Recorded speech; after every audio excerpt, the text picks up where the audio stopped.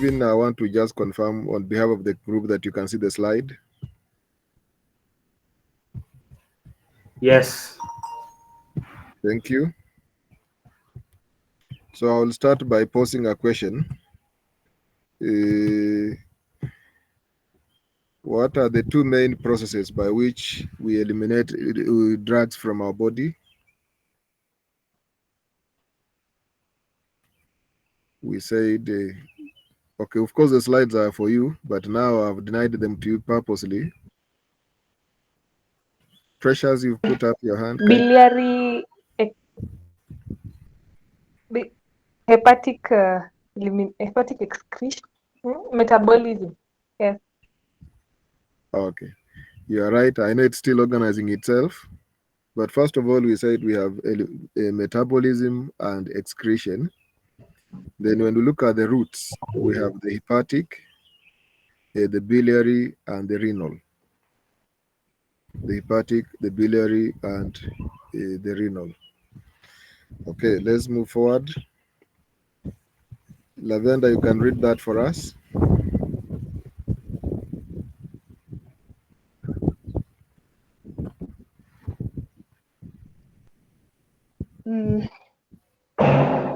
I think my network has a problem. The slides are coming and disappearing. So maybe somebody else can read.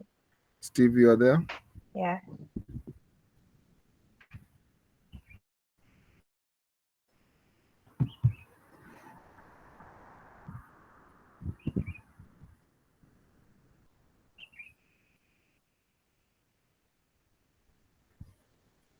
Okay, I think I will take it myself. Then they can take it up from the next slide. So I have already said the two process involved in elimination are metabolism and excretion. I wanted to start with that question to prompt you so that we do not make the mistake. When you talk about metabolism, it means the drug is somehow changed in form. But when you talk of excretion, it means the drug is eliminated intact from the body. And there are several drugs that are eliminated having been transformed from metabolism through metabolism, and there are those that are excreted intact.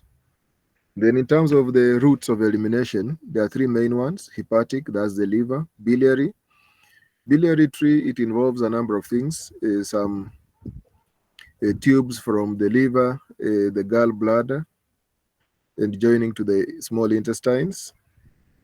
So that's quite important. And how they end up, they store their bile in the small intestines that will finally end up in the large intestines to form part of the feces. Then when we talk about urinary excretion, we know the three main processes: glomerular filtration, tubular excretion, and reabsorption.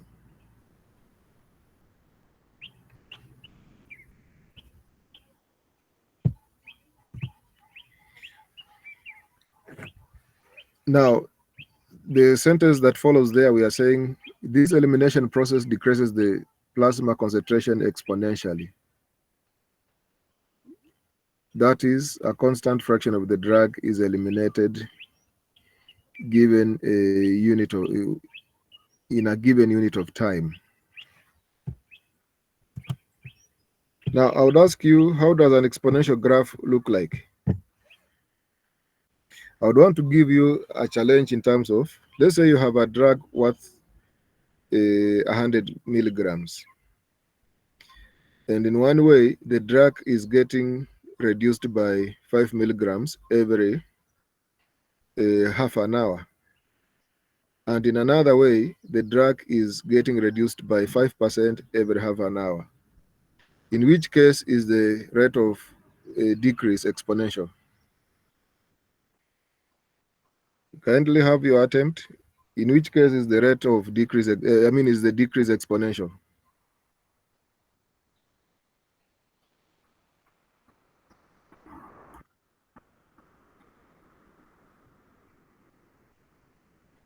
Okay, Patrick, good. You've given the correct description.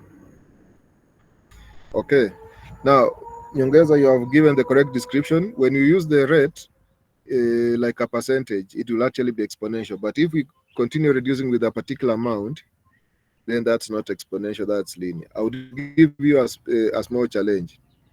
From the same drug of 100 milligrams, where in one case we are reducing by 5 milligrams every 30 minutes, and in another case, the drug is reducing by 5% in every 30 minutes. By the time you're done 2 hours, in scenario A, how much of the drug will be left? In scenario B, how much of the drug will be left? Stephen, Oma, you are there?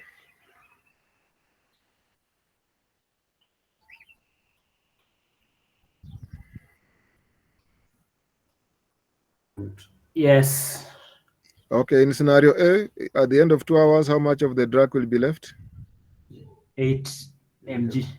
Then in scenario B? I'm still working on it. Okay. Anyone who has worked out scenario B?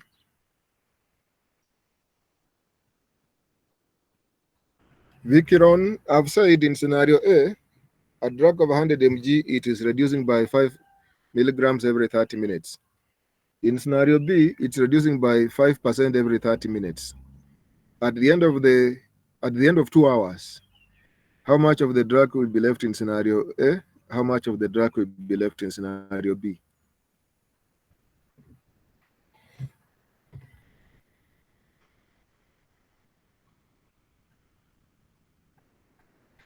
Miguel has given us 81.45. Miguel, how did you go about it?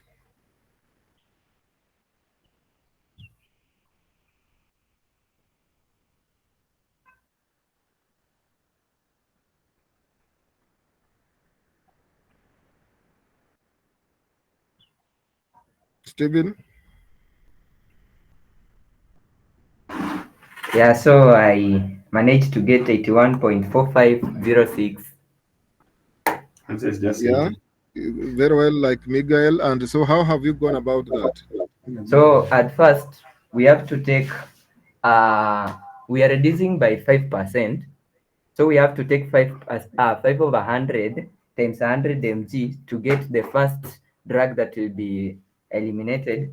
Then after getting that one, we take 100 minus what you have eliminated. Again, the remainder, you multiply again by 5 to get the remainder.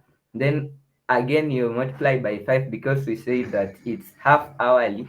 We are doing 4 hours. So it means we are going to minus. We are doing 2 hours, so we are doing four Yeah. parts. Four parts will form the 2 hours. Yeah. We will minus 4 times, like, yeah. Okay, that's correct. But a bit of manual work. Okay, Miguel. Okay, so on the same, I used the exponential decay. The exponential decay. Yeah, I used the exponential decay. I mean the mathematical whatever. So the formula is A is equals to P times 1 into brackets 1 minus R raised to T, where A is the amount of remaining after time, which is T, and then P is the initial amount, which is 100 milligrams, and then R is the rate of decay, which you have said is 5%, and then T is the number of time intervals, that is in 30-minute intervals. So since the decay happens in around, every 30 minutes, for 2 hours, which is 120 minutes, there will be 4 intervals. I mean, yeah, you take like 120 minutes and then you divide with 30 minutes. So you get 4. So on our T, we'll use 4. So and then in the formula, you get A, which is the amount that remained, which you are looking for, is equals to P, which is the initial amount, which is 100, and then you multiply by into brackets.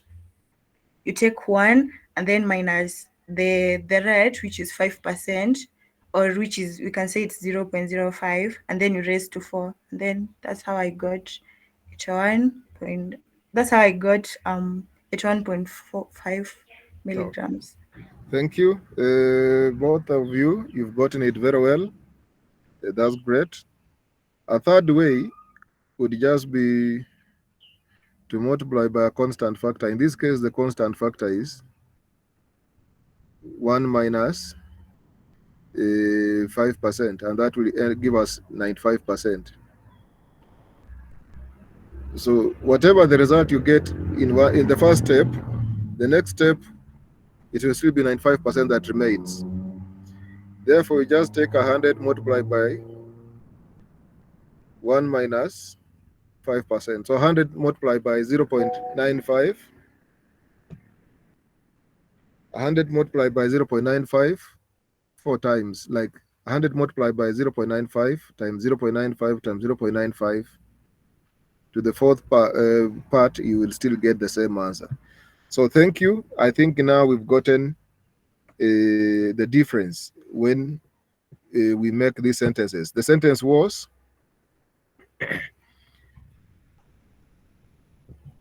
Miguel, kindly read the sentence. Together, these elimination processes decreases the plasma concentration exponentially. That is, a constant fraction of the drug is eliminated in a given unit of time. Metabolism results in products with the increased polarity, which allows the drug to be eliminated.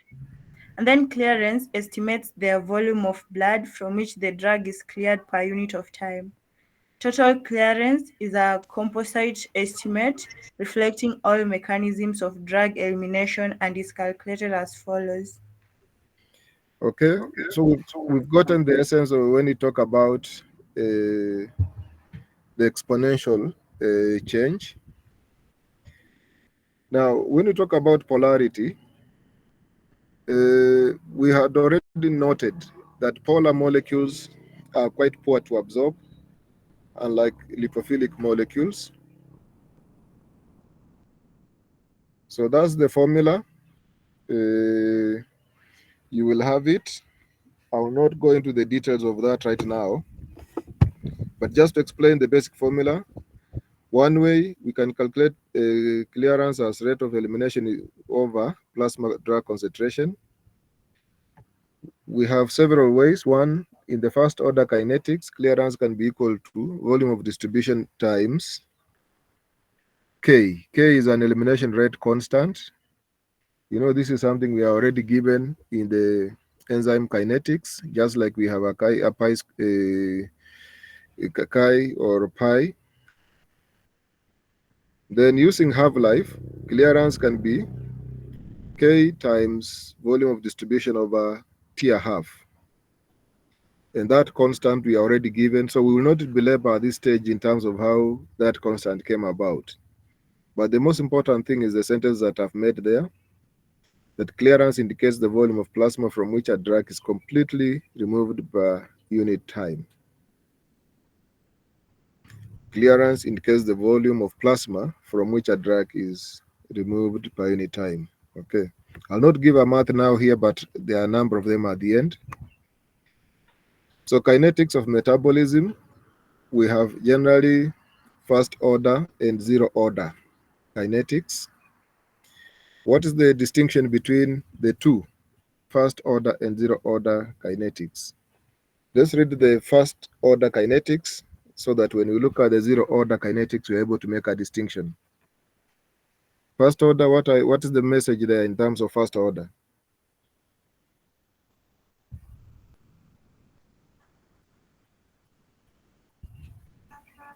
First order kinetics describes a reaction rate that is directly proportional to a single reactant. The metabolic transformation of drugs is catalyzed by enzymes, and most of the reactions obey Michaelis-Menten kinetics, where the Michaelis constant, where Km is the Michaelis constant, which is the substrate concentration of half maximum velocity. So the maximal velocity refers to the highest rate which an enzyme can catalyze a drug metabolism when the enzyme is fully saturated with the drug. It's essential the top speed of the enzyme is converting a drug into a metabolite. Okay, we've gotten what that means. The key message is, first order, the reaction rate is directly proportional to a single reactant. Is directly proportional to a single reactant. And what is this reactant? Is it the enzyme or the drug?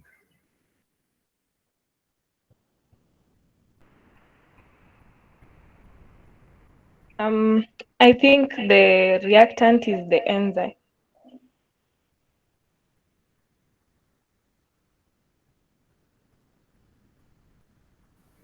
I guess it's the drug.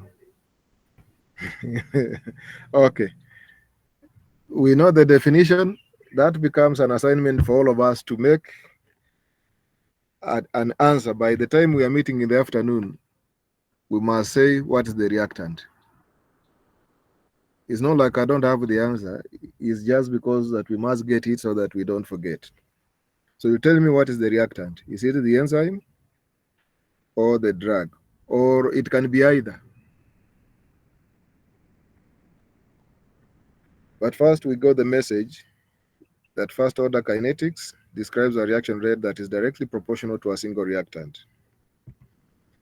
And in that context, the rate of drug metabolism is equals to V being the rate of metabolism is equals to V max times concentration over Km plus concentration. And we know that Km is the Michaelis constant. So again, remember the formula. We will use it to do some math later on.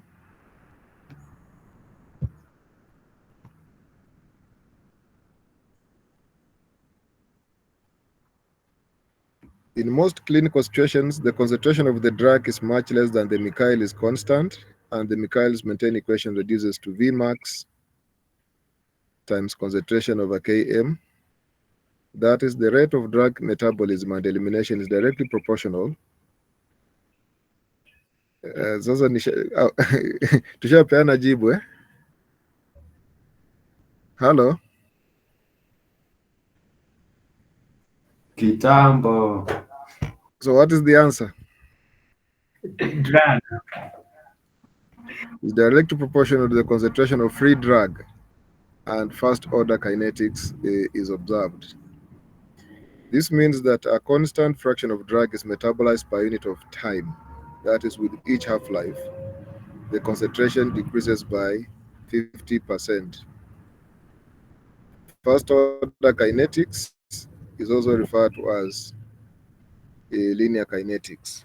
Now, what is the drug half-life? What is the drug half-life?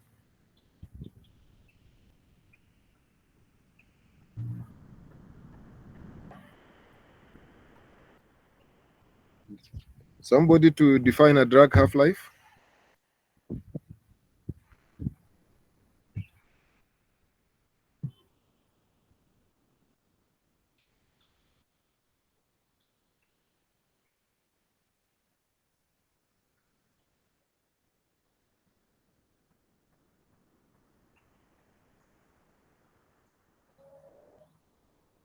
Hello? What is a drug half-life? Mnaona jibu? The time it takes for the amount of drugs active substance in your body to reduce by half. Okay. Now I want to give you the same scenario of a drug of 100 mgs. Of a drug of 100 mgs, whose half-life is 12 hours. By how many hours would that drug's active substance have almost been completely eliminated from your body?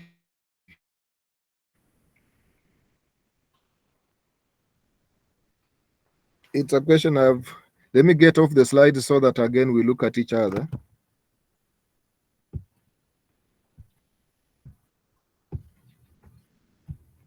Hello? I've said you have a drug of 100 mgs in your body system, and its half-life is 12 hours. By how many hours after taking the drug would the body be almost completely free from the drug?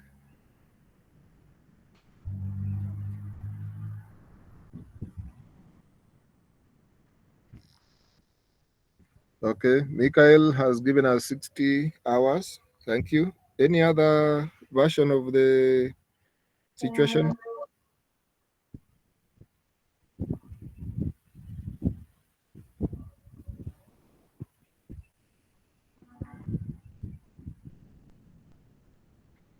So Boniface, 72 hours. 60 hours. Okay, thank you.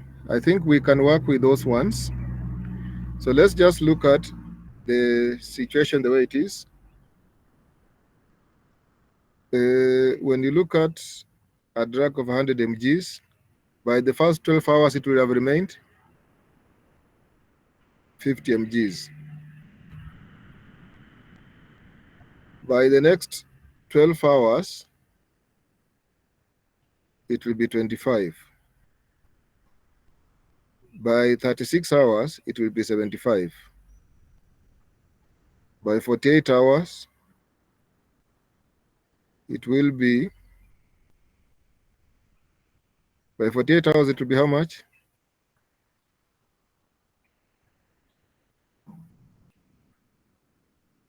Is it 87.5? And by 60 hours,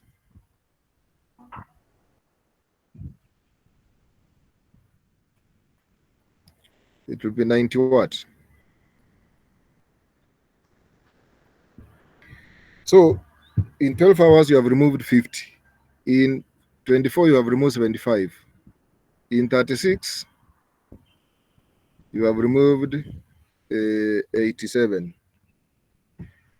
In 48, you have removed almost 93, thereabout.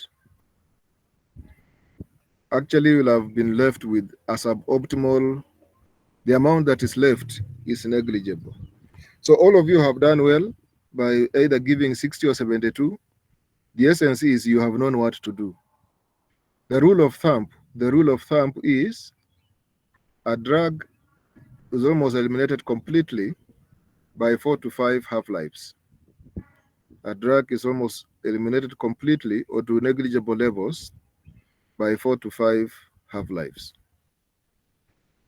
So if the half-life here is 12 hours, then by the 5th hour, which is now the 5th part, the 5th half-life, that is 60 hours, we expect that that drug, whatever is left, is negligible. Good, let's move on. Zero order kinetics. Someone to read for us the zero order kinetics.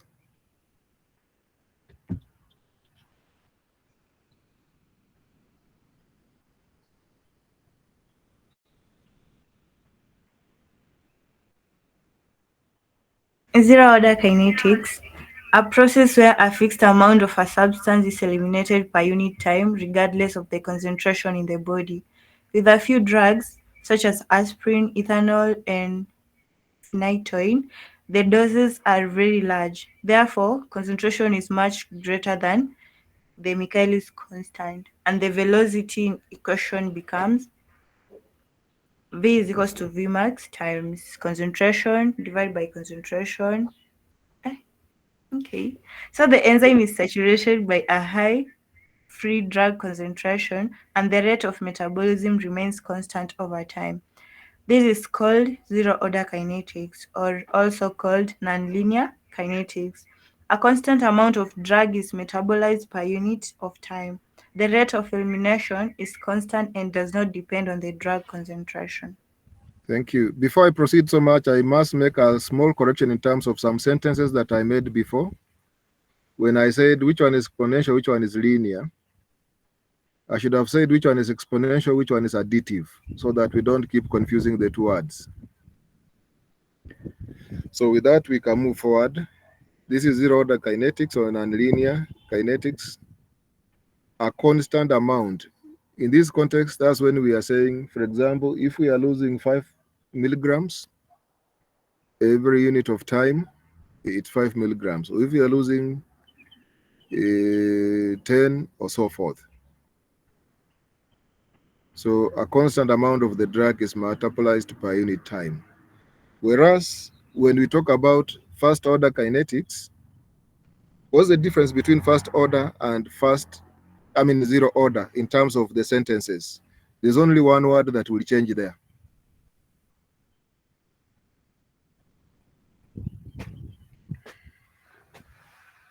Constant what? Constant what? In which case? In one case is constant fraction. In another case is constant amount. Now, when you talk of a fraction is a fraction of something. So we get the difference for that. The rate of elimination is constant and does not depend on the drug concentration in this zero order kinetics. So be it that you're given a certain amount, be it 100 mgs, be it 300 mgs, the rate of elimination is the same. Okay, we go to another item there called reactions of drug metabolism. Some general sentence there first before we go to the specific reactions. Lavender, okay, Lavender, you said the slides are giving issues. We have many people in the class. If I remember your name, Abigail, Biket.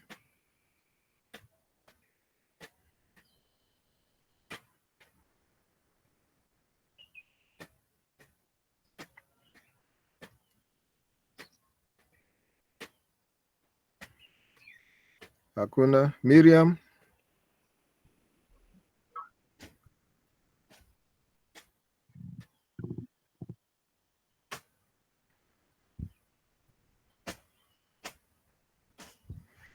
Haya, wacha niangalie list nikifuata. Okay, B, Yes. reactions of drug metabolism. The kidney cannot efficiently excrete lipophilic drugs.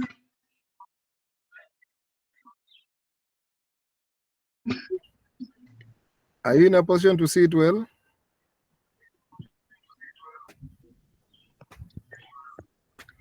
Yes. Okay. Just read that. Okay, the kidney cannot efficiently excrete lipophilic drugs that readily cross cell membranes and are reabsorbed in the distal convoluted tubules. Therefore, lipid-soluble agents are first metabolized into more polar hydrophilic substances in the liver via two general set of reactions called phase 1 and phase 2. Okay. That sentence is very important. That for excretion to happen more easily, we need the drugs to to be in a polar state, hydrophilic. Lipophilic ones will actually be easily reabsorbed back. So how do we transform these drugs into polar or hydrophilic states for them to easily be excreted? We have the two phases of reactions that we can now read through again. Phase 1.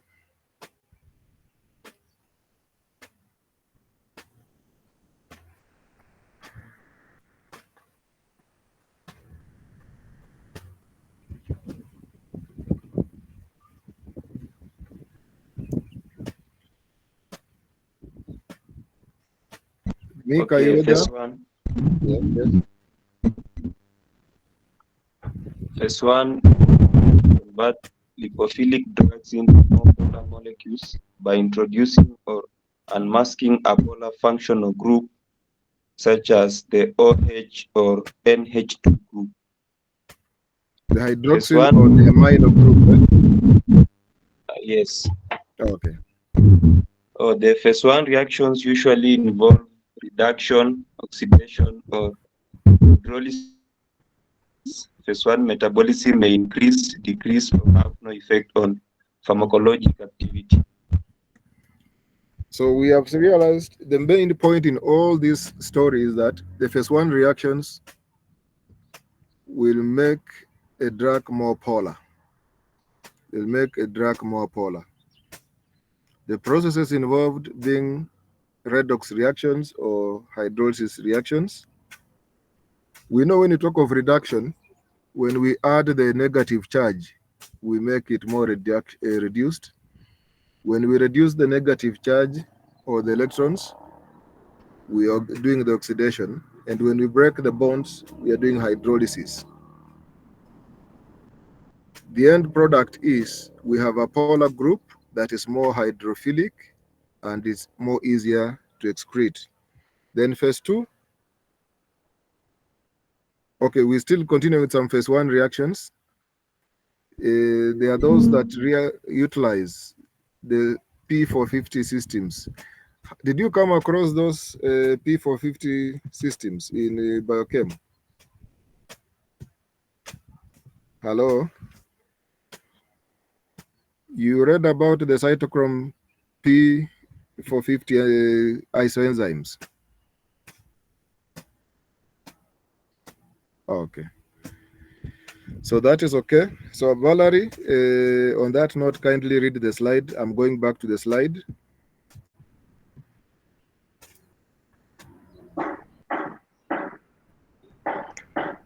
Phase 1 reactions utilizing the P450 system. The phase 1 reactions most frequently involved in drug metabolism are catalyzed by the cytochrome P450 CYP system. The P450 system is important for the metabolism of many endogenous compounds such as steroids, lipids, and for the biotransformation of exogenous substances, drugs, carcinogens, and environmental pollutants. CYP is a superfamily of heme-containing isozymes located in most cells, but primarily in the liver and GI tract. Next. Continue, just continue. Nomenclature. Review biochemistry. Specificity. Because there are many different genes So before you continue reading, it's important that people know that this continuation of slides, we are talking about the previous slide being phase 1 reactions utilizing P450 systems. So that we are saying the first thing is we know in which phase, in which cases they are mostly involved, which kind of compounds they largely metabolize, and we have just mentioned endogenous compounds and exogenous ones. And then we have given a characteristic that they are heme containing. Where else do we have heme? In the body. Hemoglobin in blood. Thank you. In the hemoglobin in blood. So now let's move forward. So these characteristics, number 1, number 2, and moving forward, they are about those phase 1 reactions involving cytochrome P450 isozymes. And when I've said nomenclature, number 1, review biochem, I'm asking you to read about how they're actually named from biochemistry. Then number 2 is now the continuation, that is specificity. I thought I should clarify so that we don't read the many slides and then we get confused. So kindly proceed. Because there are many different genes that encode multiple enzymes, there are many different P450 isoforms. These enzymes have the capacity to modify a large number of structurally diverse substrates. In addition, an individual drug may be a substrate for more than one isozyme. 4 isozymes CYP3F4/5, CYP2D6, CYP2 C8 of 9 and CYP1A2 are responsible for the vast majority of P450 catalyzed reactions. Considerable amounts of CYP3A4 are found in intestinal mucosa, accounting for the first-pass metabolism of drugs such as chlorpromazine and clonazepam. Thank you. What is the point there? That one, there are many, and they can be of different forms. But out of the many, we are also given a list of 4 that accounts for most of the reactions catalyzed by this family of genes. Of metabolic enzymes. Then we are just given one particular one that is found largely in intestinal mucosa, accounting for first pass metabolism. So the key point here is that there are many, but out of the many, we have those that are. Then the second point we are given there is that a drug can be worked on by a number of these particular enzymes. So you can find, for example, CP3A4/5 working on the same drug being worked on by CP2D6. That's what the second point means. Then the third point, so from number 1, 2, then third is genetic variability. Those are just general sentences, so just read through for just to make, we'll just make some passing remarks. Read through. Genetic variability. P450 enzymes exhibit considerable genetic variability among individuals and racial groups. Variations in P450 activity may alter drug efficacy and the risk of adverse events. CYP2D6 in particular exhibits genetic polymorphism. CYP2D6 mutations result in very low capacities to metabolize substrates. For example, some individuals obtain no benefit from the opioid analgesic codeine because they lack the CYP2D6 enzyme that activates the drug. Similar polymorphisms have been characterized for the CYP2C subfamily of isozymes. For instance, clopidogrel carries a warning that patients who are CYP2C19 in quotes poor metabolizers have a diminished antiplatelet effect when taking this drug, and an alternative medication should be considered.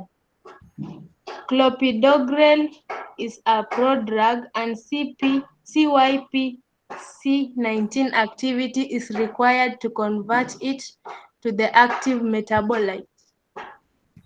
Thank you for very well articulated reading. I want to pose a question. Is it possible to give codeine to 2 people, and in one person the codeine reduces the pain, and in another person the codeine does not reduce the pain? And if so, account for that. Yeah, I think it's definitely possible. I mean, for the 2 people to receive the same dose per day, and for one person to experience pain relief while the other does not. Right? Would you account for that kind of possibility? Okay, yeah. So this will maybe for the genetic differences between the people. So the enzyme like CYP2D6, it converts the codeine into its active form, morphine. So there are 3 different people actually that are due to genetic differences. There are poor metabolizers, ultra rapid metabolizers, and normal metabolizers. So when you come to poor metabolizers, Some people have genetic variation that results were lower or absent of the enzyme, the CYP2D6, which means the codeine is not converted to morphine efficiently, so they may not experience significant pain relief. And in the other hand, we have the ultra rapid metabolizers, which the genetic variation in them makes them ultra rapid metabolizers, meaning they can convert the codeine to morphine very quickly and might experience even stronger effects. And then, yeah, I think that's it. Thank you. That is very, very well explained. That's quite good. So in simple, we are back to the genetics, and I wanted to use that question to explain the slide that we have just read. Let's go back to the slide. The slide was saying, point number 2,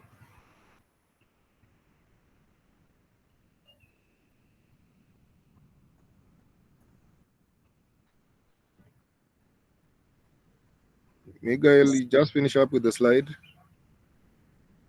Okay, so the point number 2 says similar polymorphisms have been characterized for the CYP2C subfamily of isozymes. For instance, clopidogrel carries a warning that patients who are CYP2C19 poor metabolizers have a diminished antiplatelet effect when taking this drug, and an alternative medication should be considered.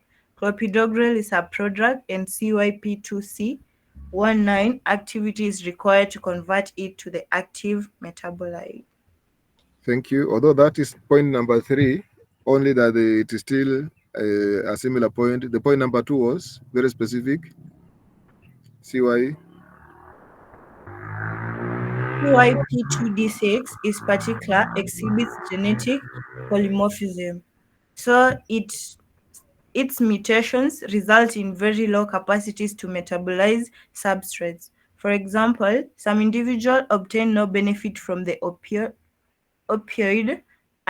analgesic codeine because they lack the enzyme that activates the drug, which is CYP2D6. Okay, thank you. I think we have all made the point that genetics counts, that variability and mutations in these metabolic enzyme systems counts, so that one person can benefit from a drug, one person may not even benefit from it.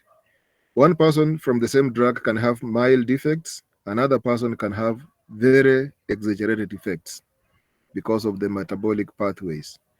And these are things that actually frustrate we people, even in the industry. Like you give a person, you know the best drug in terms, for example, of pain, and then you give to somebody, and this person comes the following day anakwambia mimi hata kuna kitu imenisaidia.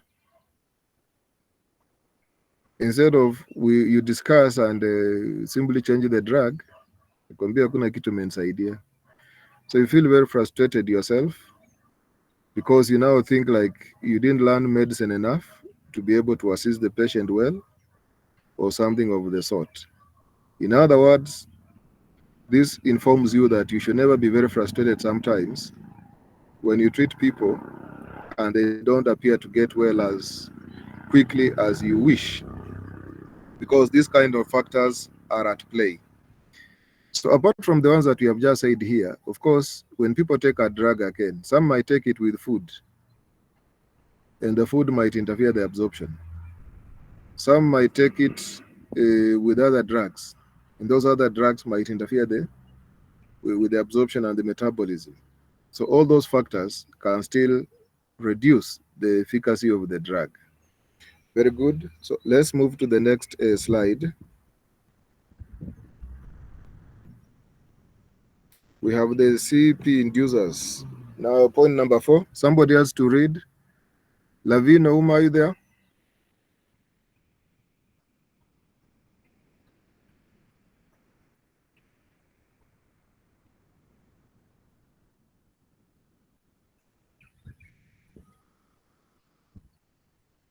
Chris, you're there?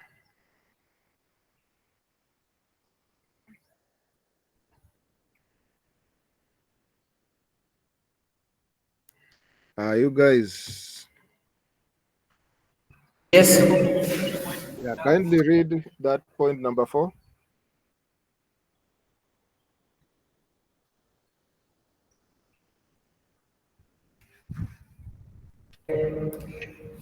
CYP inducers. The CYP for 50 dependent enzymes are an important target on the pharmacokinetics drug interactions. Certain drugs, for example, phenobacter. Yeah. just read slowly. Phenobarbital. Yes. Yes, read. Yes. Rifampin and slides imeenda. Huku kwangu ziko tu. Oh, yes, are capable of inducing the CYP isozymes.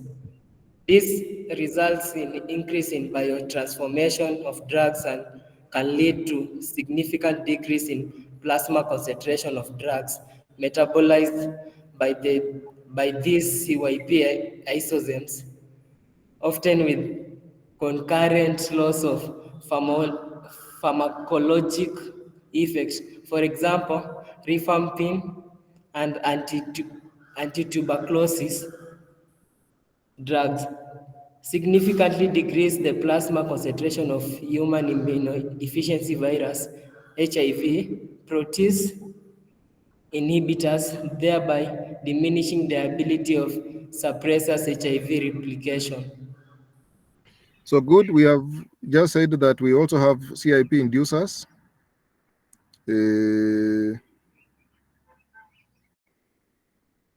Those that can actually excite the CIP isozymes. And this will result in increased biotransformation of drugs. Now, these inducers can have effects on themselves and on other drugs.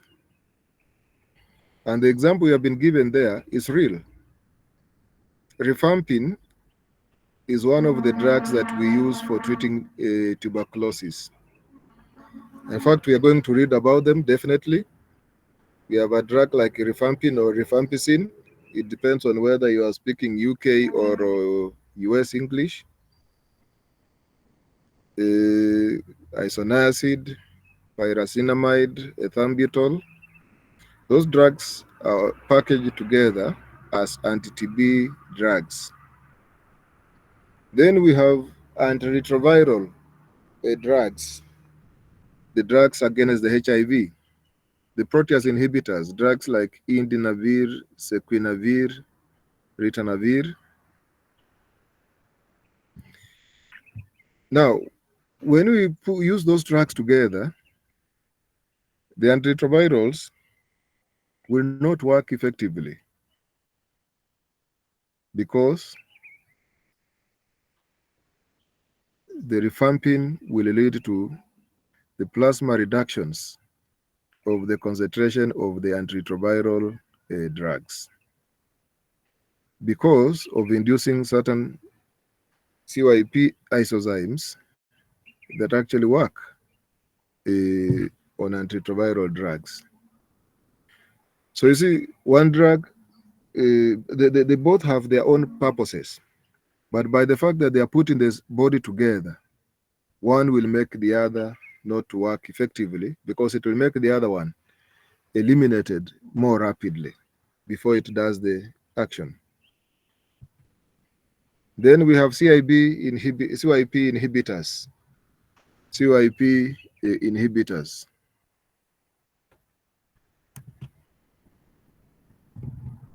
Before even we read, if the inducers can reduce the effectiveness, how about the inhibitors?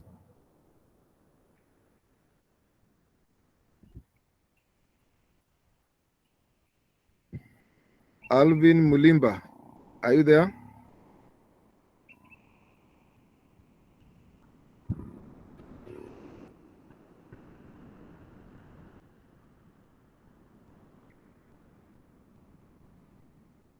Alvin, I'm a log into Amadiro. Amadiro Mary. I cannot see the presentation. Yeah, I have gotten away from the slides so that we look at each other, so I can go back to the slides. So Maduro, you are there? I am. Okay. Let's read through that. CYP inhibitors. Inhibition of drug metabolism can lead to significant increases in plasma drug concentration and resultant adverse effects or drug toxicity. The most common form of inhibition is through competition for the same isozyme. Some drugs, however, are capable of inhibiting reactions for which they are not substrate for example, ketoconazole, leading to drug interactions. Numerous things inhibit one or more of the CYP-dependent biotransformation pathways of warfarin. For example, omeprazole is a potent inhibitor of 3 CYP isozymes involved in warfarin metabolism. Thank you, Amadiro. So pause there a little. Those that induce will make elimination more faster and therefore reduce the plasma concentration. Those that inhibit these metabolic enzymes will then make the drug metabolism slow, and therefore the concentration of the drug will be huge within the plasma. And if it is that huge or prolonged, then part of the benefits accrue, as well the risks of adverse effects and drug toxicity also increase. Now, we have been told some formats in which this inhibition happen. One is competition for the same isozyme.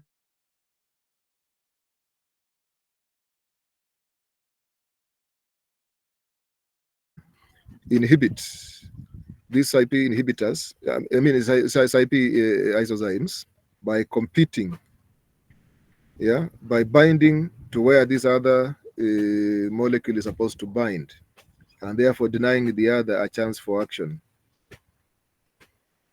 And we are told one particular drug that is capable of inhibiting reactions for which they are not even substrates.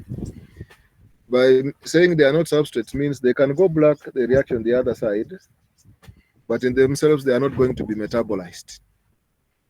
And this ketoconazole actually is a drug I have given to patients. I remember one time I was very frustrated because immediately I gave to a patient, within no time, the patient had very weird reactions, vomiting, feeling more sickly. Number 3 there, we have been told that several drugs inhibit one or more of the CYP-dependent biotransformation pathways for warfarin. Warfarin is a drug that is an anticoagulant, which is quite important. For example, when we are treating women who are at risk of deep venous thrombosis, like during pregnancy. Now you can imagine if the drug, we are trying to prevent those kind of clots, and we happen to give drugs together with them that will make the warfarin not work. So it means the clots we are trying to prevent, we will not be able to prevent, and they are likely to happen. Omeprazole, I know a number of you might have even taken it for the sake of ulcers or hyperacidity, and we have been told is a potent inhibitor of 3 CYP isozymes involved in warfarin metabolism. What is the point here? I would pose a question for us to make our point here. A person is having DVT, deep venous thrombosis, and requires warfarin. And this person is also having hyperacidity. Would you consider giving omeprazole or an alternative drug for that person?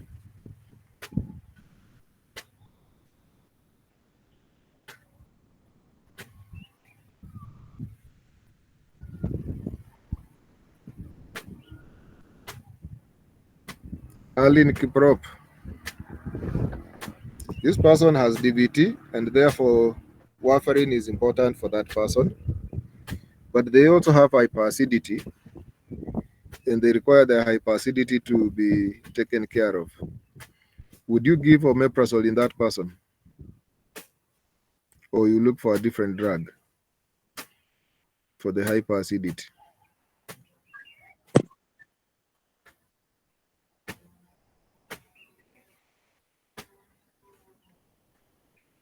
Aline? No. Why?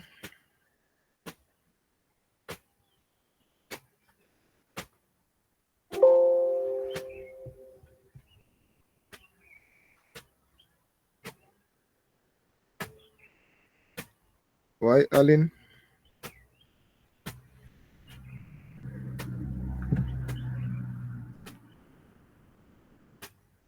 Okay, somebody to assist. The answer is no, yes, that's correct. So the why of it? Ashley Uma?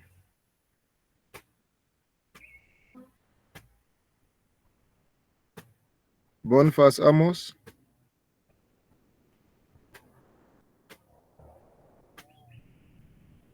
Agnolo?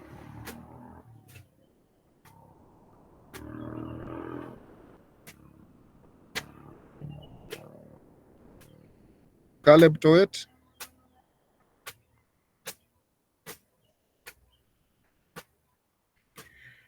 Okay, we get the answer. Actually, Aline, read the answer. For give your explanation. It is in that slide. Read the last bullet. A numerous drug inhibits one or more of the CYP-dependent biotransformation pathways of warfarin. For example, omeprazole is a potent inhibitor of 3 enzymes involved in warfarin metabolism.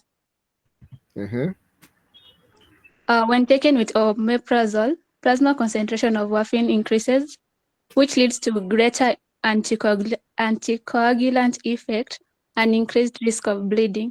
NB, the more important CYP inhibitors are erythromycin, ketoconazole, and ritonavir because they each inhibit several CYP isoenzymes. So are we seeing the risk there? In this case, when we inhibit the metabolic enzymes, the drug concentration does what? Increases. The drug concentration increases. In this case, omeprazole is an antacid that actually inhibits the metabolism of warfarin. And when warfarin concentration increases, then the anticoagulant effect increases. So while we needed the benefit of it in terms of anticoagulation, when it's exaggerated, there's the risk of bleeding. So then we go from a benefit to actually a problem. Okay. Phase 1 reactions not involving the P450 systems. This include amine oxidation, for example, oxidation of catecholamines, alcohol dehydrogenation, and esterase. So those are just but examples. Phase 2 reactions. The most important definition there is that these phase 2 reactions consist of conjugation reactions.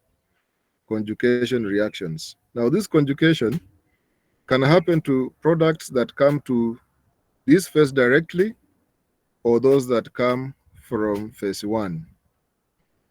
So each substrates can come directly to this phase, or the substrates can also come from phase 1. And one of the most important conjugation reactions we have been given is glucuronidation. Glucuronidation. nidation. Okay. Then we now move to drug clearance by the kidney. We remember drug clearance by the kidney is just like clearance of any other substance, where we have the three main important processes. Glomerular filtration. Glomerular filtration mainly depends on the pressure differences between the afferent and the efferent, and the molecular size. Then those substrates that are not filtered, as they move around the peritubular capillaries, they are actually to be reabsorbed later. But within the nephron, those substances that are plenty, they are those that can actually diffuse back into the systemic circulation.